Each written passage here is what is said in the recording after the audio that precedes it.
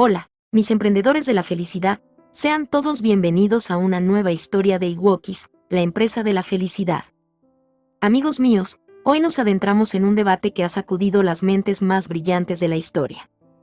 No es un simple enfrentamiento de ideas, sino un choque titánico entre la fe, la razón y el misterio más profundo del universo, la existencia de Dios. Pero esto no es solo filosofía académica, no es un tema exclusivo de sacerdotes y filósofos de bata blanca. Aquí hay historias ocultas, anécdotas perturbadoras y hasta teorías de conspiración que muchos preferirían mantener en las sombras.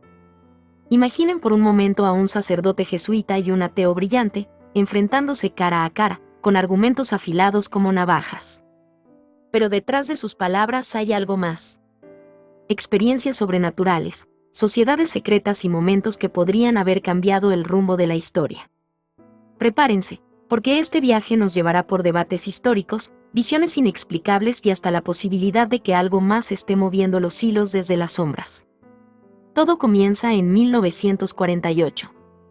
El mundo aún se sacudía por los estragos de la Segunda Guerra Mundial, y en medio de la incertidumbre, la BBC decide organizar un debate que pasaría a la historia. De un lado, el célebre filósofo británico Bertrand Russell, conocido por su agudo escepticismo y por desafiar todo dogma religioso. Del otro, el sacerdote jesuita Frederick Copleston, un ferviente defensor del teísmo y un maestro en el arte de la argumentación lógica. Ambos hombres se enfrentaron en un debate radial que dejó a la audiencia al borde de sus asientos. El debate fue un choque intelectual entre el racionalismo escéptico de Russell y la argumentación metafísica de Copleston. Estos fueron los puntos claves del debate. Primer punto, el argumento cosmológico de Copleston. Copleston lanzó el primer golpe con el argumento cosmológico: si el universo existe, debe haber una causa necesaria que lo explique. Para él, esa causa era Dios.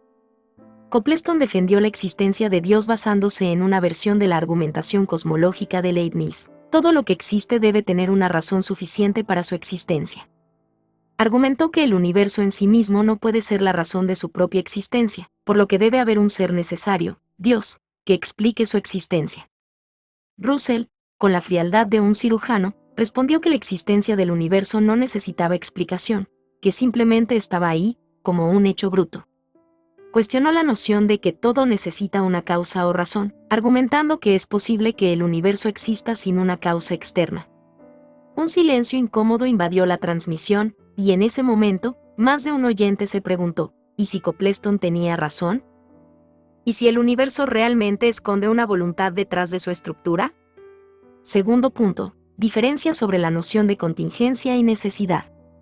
Copleston sostuvo que el universo está compuesto por seres contingentes, es decir, que podrían no existir, lo que implica la necesidad de un ser necesario para fundamentar la existencia de todo. Russell rechazó esta distinción y cuestionó si tenía sentido hablar de un ser necesario como explicación. Antes de continuar, debemos clarificar a lo que nos referimos con contingencia. Contingencia es un concepto filosófico clave en el debate sobre la existencia de Dios. Básicamente, se refiere a algo que podría no haber existido, algo que no tiene en sí mismo la razón de su existencia. Lo explicaremos con ejemplos sencillos. Tú existes, pero podrías no haber existido. Tus padres podrían no haberse conocido, o podrías no haber nacido. Tu existencia es contingente porque depende de factores externos. Un árbol es contingente porque depende de una semilla, del agua, del sol, etc. El planeta Tierra es contingente porque depende de ciertos procesos cósmicos para haber surgido. Copleston argumentaba que todo lo que existe en el universo es contingente. Nada en el universo tiene una razón de existir por sí mismo, sino que depende de otra cosa. Como todo lo contingente necesita una razón de ser, Copleston concluyó que debe existir algo que no sea contingente, sino necesario: Dios. ¿Y qué significa necesario en este contexto? Algo necesario es lo opuesto a contingente. No podría no existir, existe por su propia naturaleza. Copleston creía que Dios es ese ser necesario porque su existencia no depende de nada más, simplemente es. ¿Qué dijo Russell al respecto? Russell rechazó esta idea. Dijo que no hay razón para pensar que el universo necesite una causa externa. Para él, el universo mismo es simplemente un hecho bruto, algo que existe sin necesidad de explicación. No vio la necesidad de postular a Dios como ser necesario. Entonces, ¿tiene sentido hablar de un ser necesario? Depende de cómo se mire. Algunos filósofos dicen que hablar de un ser necesario es solo un juego de palabras, porque no podemos demostrar que algo debe existir por definición. Otros creen que la existencia de un universo contingente exige algo necesario que lo explique. En resumen, la contingencia se refiere a cosas que podrían no haber existido y necesitan una causa. La necesidad se refiere a algo que no puede no existir y existe por sí mismo. El debate es si el universo es contingente o si Dios es necesario. Tercer punto, el tema de la moralidad. Copleston argumentó que si Dios no existiera, no habría fundamento objetivo para la moralidad. Russell respondió que los valores morales pueden surgir de la naturaleza humana y la sociedad, sin necesidad de una entidad divina. Mientras Copleston hablaba sobre la experiencia religiosa como prueba de la existencia divina, Wasow desestimó la idea con un argumento devastador. Las experiencias son subjetivas, y la mente humana puede ser engañada fácilmente. Ahora bien, ¿qué pasaría si les dijera que existen casos documentados de experiencias místicas que desafían toda lógica? Ambos filósofos mantuvieron sus posiciones sin ceder terreno. Copleston intentó establecer que Dios es la explicación necesaria para la existencia del universo, mientras que Wasow rechazó la necesidad de una explicación última. El debate es un ejemplo clásico de la confrontación entre el teísmo filosófico y el agnosticismo escéptico. En última instancia, ¿quién ganó este debate? Depende del punto de vista. Si uno acepta el principio de razón suficiente, Copleston parece tener la ventaja, ya que su argumento es sólido dentro de su marco lógico. Pero si uno rechaza la necesidad de una explicación última, Wasow podría parecer más convincente, ya que desafía la noción de que todo necesita una causa. No obstante, una de las ironías del argumento de Wasow es que, si él acepta que el universo puede ser un hecho bruto sin necesidad de explicación, entonces ¿por qué no aceptar también que Dios podría ser ese hecho bruto? Esto es algo que los filósofos teístas han señalado como una aparente inconsistencia en la postura de Wasow. Copleston, siguiendo la tradición filosófica de Leibniz y Tomás de Aquino, argumentaba que el universo no puede ser su propia razón de ser porque es contingente, es decir, podría no haber existido. En cambio, Dios, según esta línea de pensamiento, sería necesario, lo que significa que su existencia no depende de nada más. Lo que Wasow hizo fue detener la regresión explicativa en el universo mismo, diciendo que simplemente es. Pero bajo la misma lógica, uno podría detener la regresión en Dios, diciendo que simplemente es. La diferencia es que Wasow se basaba en la observación empírica del universo, mientras que Copleston apelaba a una necesidad metafísica. Entonces, ¿por qué Wasow no aceptó a Dios como el hecho bruto? Porque no veía evidencia de la existencia de Dios. Para él, era más razonable detenerse en el universo, ya que al menos sabemos que existe, mientras que Dios es una hipótesis adicional sin pruebas empíricas.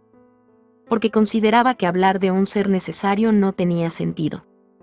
Él argumentó que la noción de existencia necesaria es problemática, pues no podemos pensar en la existencia como una propiedad que algo tiene por definición. Lo interesante es que Wasow sin querer dejó la puerta abierta a la existencia de Dios bajo su propio esquema. Su rechazo a la necesidad de una causa no elimina la posibilidad de Dios, solo evita afirmar que es necesario. En otras palabras, Wasow demostró que no necesitamos a Dios para explicar el universo, pero no que Dios no pueda existir. Mis emprendedores de la felicidad, sin dudas que este debate fue un fenómeno fascinante. ¿Qué otros casos interesantes podemos mencionar sobre el debate entre creyentes y escépticos? Uno de estos casos es el de Blaise Pascal, el genio matemático del siglo XVII. La noche del 23 de noviembre de 1654, Pascal experimentó lo que él describió como una revelación ardiente. En un estado de éxtasis, escribió frenéticamente en un pergamino la frase: Dios de Abraham, Dios de Isaac, Dios de Jacob. No de los filósofos y de los sabios. Este testimonio místico fue tan impactante que Pascal lo cosió en el forro de su chaqueta y lo llevó consigo hasta su muerte. Pero aquí no termina la historia. Durante siglos, han existido rumores de que sociedades secretas han manipulado el debate sobre la existencia de Dios. Los Illuminati, la francmasonería, incluso el Vaticano han sido señalados de orquestar narrativas que favorecen o debilitan la idea de lo divino. ¿Qué tan ciertas son estas acusaciones? Nadie lo sabe con certeza, pero lo que sí es innegable es que la religión y la política han estado entrelazadas en un juego de poder desde tiempos inmemoriales. Un caso fascinante es el de Jean Meslier, un sacerdote del siglo XVIII que, tras su muerte en 1729, dejó un manuscrito secreto en el que negaba la existencia de Dios y denunciaba a la Iglesia como una herramienta de manipulación. Su memoria contra la religión sacudió los cimientos de la teología y sirvió como inspiración para los primeros pensadores ateos. Ahora, ¿qué hizo que un hombre que dedicó su vida al sacerdocio terminara renegando de su fe en un texto escondido? ¿Fue un acto de rebeldía tardía o descubrió algo que lo llevó a cambiar de opinión? Pero si hay un personaje que llevó este debate al límite, ese fue Fyodor Dostoyevsky. En su novela Los hermanos Karamazov, presenta un pasaje perturbador conocido como el Gran Inquisidor. En él, Jesucristo regresa a la tierra, pero la Iglesia lo arresta y lo condena, porque su presencia desafía el control que han construido sobre la fe. Este relato, aunque ficticio, plantea una cuestión escalofriante. ¿Qué pasaría si la religión institucionalizada estuviera más interesada en el poder que en la verdad espiritual? Y aquí es donde entramos en el terreno de lo verdaderamente enigmático. ¿Es posible que los grandes líderes religiosos hayan tenido acceso a información oculta sobre la naturaleza de Dios? Se dice que ciertos documentos del Vaticano contienen pruebas de contacto con entidades sobrenaturales, incluyendo registros de apariciones y mensajes divinos que nunca fueron revelados al público. También hay informes de eventos inexplicables en la historia de la Iglesia, como el milagro del sol en Fátima en 1917, donde miles de personas afirmaron haber visto el sol moverse erráticamente en el cielo. Incluso hoy en día, el debate entre fe y razón sigue más vivo que nunca. Científicos como Roger Penrose han sugerido que la conciencia humana podría tener un componente cuántico, lo que, en términos simples, abriría la posibilidad de que nuestra mente esté conectada con algo más grande que nosotros. ¿Acaso esto es una pista sobre la existencia de un ser superior? En última instancia, la pregunta sigue en pie: ¿existe Dios? Las pruebas son interpretadas de formas distintas dependiendo de quién las analice. Para algunos, la complejidad del universo y la conciencia humana apuntan a una inteligencia superior. Para otros, la falta de evidencia tangible es razón suficiente para dudar. Así que aquí se los dejo, mis emprendedores de la felicidad. ¿Fue este debate un simple enfrentamiento de intelectuales, o hay fuerzas más profundas en juego? ¿Es Dios una realidad incuestionable o un concepto creado por la humanidad para darle sentido al caos? Lo que sí sabemos es que el misterio sigue abierto, y tal vez nunca tengamos una respuesta definitiva. Nos vemos en el próximo episodio. No olviden dejar sus comentarios y compartir sus propias teorías. ¿Y ustedes, qué piensan? Si te ha gustado esta historia, no olvides darle un me gusta y compártela con un amigo. Te invitamos a que te suscribas a nuestro canal de YouTube y a que le des clic a la campanita de notificaciones. Así sabrás cada vez que subamos un nuevo video. Como siempre, les deseamos a todos un maravilloso día y hasta la próxima.